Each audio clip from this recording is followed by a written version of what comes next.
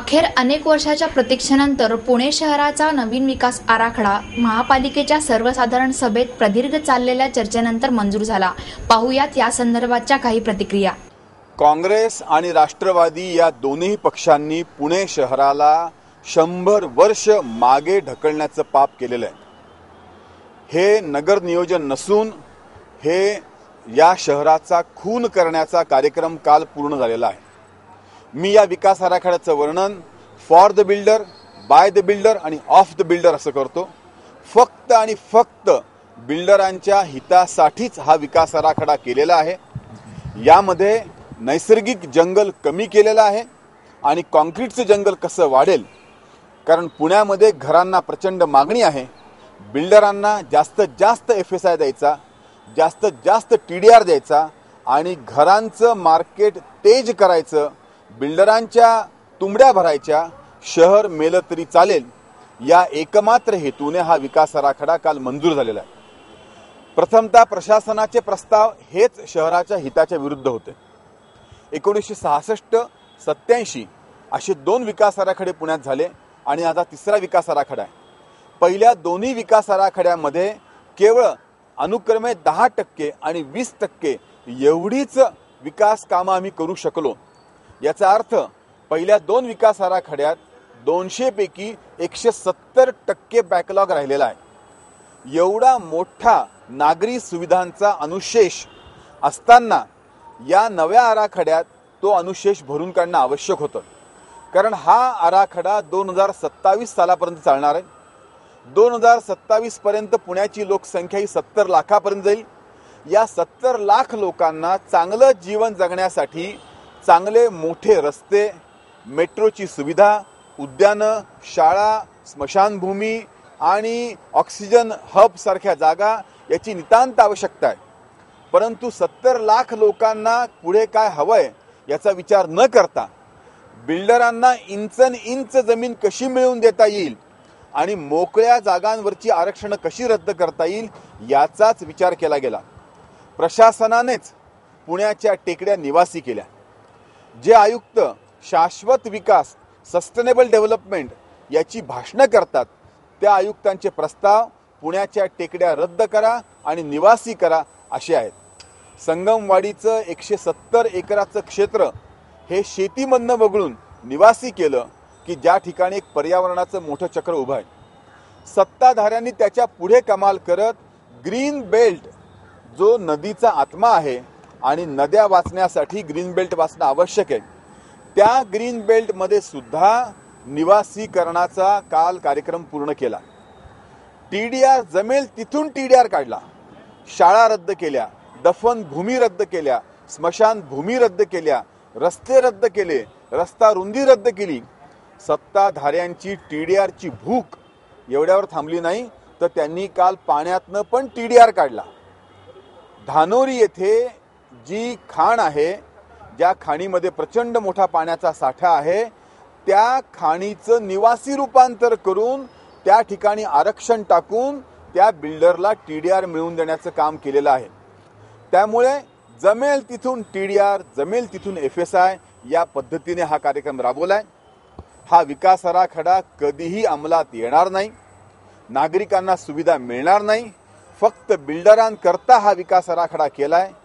TDR जास्तीत जास्त कसा मिळेल याचे नियम केलेत, कारण ज्या नागरी सुविधा अंमलात आणायच्या त्यासाठी 2007च्या रेडी रेकननुसार 27,000 कोटी रुपये लागणार आहेत। हे 27,000 कोटी रुपये प्रशासन कसं उभं करणार याची कोणतीही योजना प्रशासनाने मांडली नाही, सत्ताधाऱ्यांनी विचारली नाही। उलट पुणे शहरावरती कसा बोजा पडेल आणि फक्त कागदावरतीच विकास आराखडा राहील याची काळजी केली। ज्याप्रमाणे पूर्वीच्या 67 आणि 87च्या DP मधल्या नागरी सुविधा या कागदावर राहिल्या, त्याप्रमाणे आता सुद्धा नागरी सुविधा फक्त कागदावरती राहतील आणि पुणे शहर जे एक अत्यंत वेगाने विकसित होणारं शहर आहे, ज्या शहरामधलं पर कॅपिटा इन्कम भारतातलं क्रमांक 2चं आहे, हे श्रीमंत नागरिकांचं गरीब शहर आहे, हे एक महाखेडं होणार आहे। इथे कॉन्क्रीटचं जंगल असेल, वाहतुकीची कोंडी असेल, प्रदूषण असेल आणि आमच्या सत्ताधाऱ्यांनी आता शेती क्षेत्र कमी केलं आहे, टेकड्या कमी केल्या आहेत, वनक्षेत्र कमी केलं आहे, वॉटर बॉडीज कमी केल्या आहेत, ग्रीन बेल्ट कमी केला आहे. अशा पद्धतीने पुणे शहराच्या नियोजनाचा खून झालेला आहे आणि हे पाप याची सर्वस्वी जबाबदारी काँग्रेस आणि राष्ट्रवादी या पक्षांवरती. कालच्याला जे पुणे महानगरपालिकेमध्ये जनरल बॉडीत जो डीपीचा विषय झाला, याच्यामध्ये विशेष काहीच वाटलं नाही, कारण ते जे होणार होतं ते सगळ्या पुणे शहराला माहिती आहे आणि जी पुणे शहरामध्ये चाललेली दादागिरी भाईगिरी आहे ह्याचा हा प्रकार पूर्वी सगळ्यांना माहिती होतं की हा डीपी हा मताच्या जोरावरती होणारच आहे आणि त्याप्रमाणेच काल अपेक्षित असल्याप्रमाणे झालं. जे आम्ही सुरुवातीपासून अगदी ज्याला विरोध होता आमचा ज्या विषयाचा की बाबा कुठल्याही पुणे शहरातले पार्किंगचे रिझर्वेशन असतील किंवा हिलटॉप हिल स्लोप असेल, BDP असेल किंवा शेती झोन असेल, या विषयांना कोणत्याही पद्धतीमध्ये आमच्या पक्षाने मंजुरी दिलेली नाही. आम्ही विरोध केला आहे आणि आता हरकती सूचनांचा जो 1 महिना राहील याच्यामध्ये सुद्धा नागरिकांमध्ये जाऊन पुणेकरांमध्ये जाऊन आम्ही जनजागृती करणार आहोत आणि जास्तीत जास्त हरकती सूचना ज्या विषयांना घेता येतील म्हणजे ते विशेषतः हिलटॉप हिल स्लोप, BDP आणि शेती झोन किंवा कॅनल रोड या सगळ्या विषयांना आम्ही हरकती सूचना घेणार आहोत. नाही, काय झालं, विरोधकांनी जसं बिल्डर दार्जिनी आहे, TDRची खैरात आहे वगैरे असे आरोप केले, तसंच विरोधक हे देखील म्हटले की 1966चा जो विकास आराखडा होता ज्याचं 87 साली त्याचं पुनर्लोकन होऊन तो मान्यता झाली, 67चा आराखडा 6.7ची अंमलबजावणी झाली होती. फक्त 6% जवळजवळ 87 सालापर्यंत 66 ते 87 सालापर्यंत 19 वर्षात 6% झाला होता. 87चा विकास आराखडा म्हणजे मागच्या वर्षापर्यंत 2012पर्यंत 22% अंमलबजावणी झाली आहे. म्हणजे काय झालं आहे की विकास आराखड्याची 10 वर्षात 20 वर्षात अंमलबजावणी होणं अपेक्षित आहे, ते होत नाही. त्याचं कारण काय, तर तुमच्याकडे तेवढे पैसे नाहीत. तुम्हाला जर आरक्षणं मोठ्या प्रमाणामध्ये टाकली तर तुम्हाला त्याला पैसे लागणार आहेत. म्हणजे जर तुम्ही ह्या आरक्षणाच्या सगळ्या जमिनी घ्यायचं ठरवलं तर तुम्हाला 25 वर्षाचं पुढच्या 25 वर्षाचं बजेट देखील कमी पडेल फक्त भूसंपादन करण्यासाठी. याचा विचार करून सरकारने TDRची संकल्पना आणली की जेणेकरून ह्या ज्या जमिनी आहेत सार्वजनिक आरक्षणासाठी ठेवलेल्या सार्वजनिक उपयोगासाठी, त्या सगळ्या जमिनी TDRच्या माध्यमातून घेतल्या पाहिजेत. त्याच्यामुळे 87चा DP जो साधारण 99 सालापर्यंत 8%ची अंमलबजावणी झाली होती, 99 ते 2012पर्यंत ती 22%ने अंमलबजावणी झालेली आहे. म्हणजे TDRनी जमिनी आपल्या ताब्यात आलेल्या आहेत, याचा अनुभव आहे.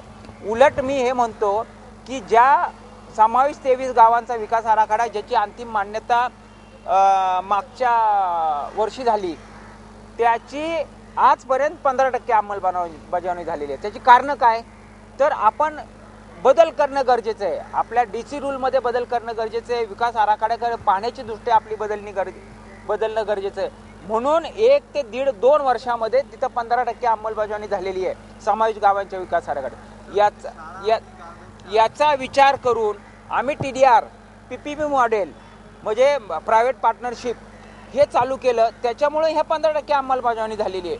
आणि खैरात वगैरे काय नाही, TDR दिला पाहिजे. तुम्हाला जर गार्डनचे आरक्षणं विकसित करायची असतील, प्लेग्राऊंड करायचे असतील, अन्य आरक्षणं विकसित केली पाहिजेत तर तुम्हाला TDR दिला पाहिजे. उलट आम्ही हे म्हणतो की आज मुंबईनंतर सर्वात महागडं शहर म्हणून पुणे शहराचं नाव घेतलं जातं.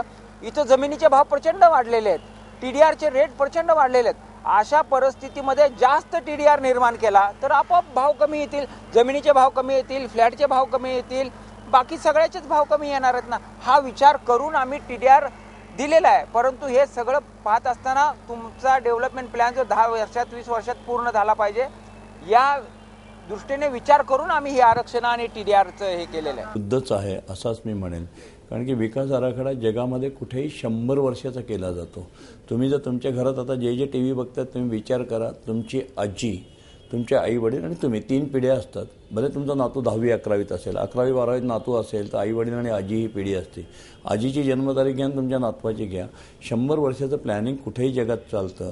हे लोक 20 वर्षाचं प्लॅनिंग का करतात हे मला कळत नाही. त्याच्यामुळेच पुणे शहर काय, मुंबई काय, भारतातल्या प्रत्येक शहरामध्ये नियोजनाची वाट लागलेली आहे. कुठल्याही जगामध्ये 100 वर्षाचं करतात, इथे 20 वर्षाचं करतात. पुण्यात त्याच्याहूनही विनोद आहे की आत्ता जो काही या सेकंदाला हा डीपी लागू व्हायचा आहे, अजून तर काही संबंध नाही. पण आज तुम्ही टी व्ही बघणार इथले कोणी किंवा तुम्ही आता एबीपी माझावाला आहे, तुमचा आत्ता प्रभात रोडला प्लॉट आहे किंवा नानापेठेत प्लॉट आहे किंवा कुठेही तुमचा शंकरशेठ रोडला प्लॉट आहे, तर त्या प्लॉटवर तुम्ही जेव्हा बिल्डिंग बांधायला जाता, डीपी म्हणजे काय हो? डीपी म्हणजे शहराचा लेआउट, मास्टर लेआउट. तो काय सांगतो की शहरामध्ये किती शाळा असाव्या, पोस्ट ऑफिस किती असावे, दवाखाने किती असावे, पोलीस स्टेशन किती असावेत, फायर ब्रिगेडचे स्टेशन किती असावेत, रस्त्याची रुंदी किती असावी आणि मग त्याला पाणी किती लागेल, ड्रेनेज किती लागेल, वीज किती लागेल, म्हणजे पॉप्युलेशन किती लागेल, याचा विचार करून करतात तो डीपी. त्याच्या आधारे ते ठरवतात की या रोडला एवढ्या उंच आम्ही बिल्डिंग बांधायला देऊ, एवढ्या स्क्वेअर फुटाची बांधायला देऊ, याला तुम्ही पॉप्युलर भाषेमध्ये FSI म्हणता, FSI एवढा देऊ, किंवा इथे आम्ही TDR एवढा देऊ. FSIवर TDR म्हणजे 4 मजली बिल्डिंग 7 मजली होते TDRमुळे. ह्या सोप्या भाषेतली कामं झाली. तर हे सगळे जे नियोजन आहे, आज जर आत्ता TV बघणारा पुण्यातला कुठलाही माणूस पुणे शहराच्या मूळ हद्दीत कुठे राहत असेल आणि त्याला त्याच्या जागा जर डेव्हलप करायची असेल, राहती बिल्डिंग पाडून पण नवीन बांधायची असेल, मोकळा प्लॉट असेल तर बंगला किंवा बिल्डिंग बांधायची असेल, तर त्याच्याकरता कॉर्पोरेशनकडे जो DP म्हणजे मास्टर लेआउट आहे तो 1973 साली बनवलेला आहे. 1973 आणि 80 40 वर्षापूर्वी कोणीतरी एका गव्हर्नमेंटच्या आर्किटेक्टनी किंवा साहेबांनी एका बंद एअर कंडिशन केबिनमध्ये किंवा पंख्याच्या खाली पुणे शहर 80 ते 90 कसं होईल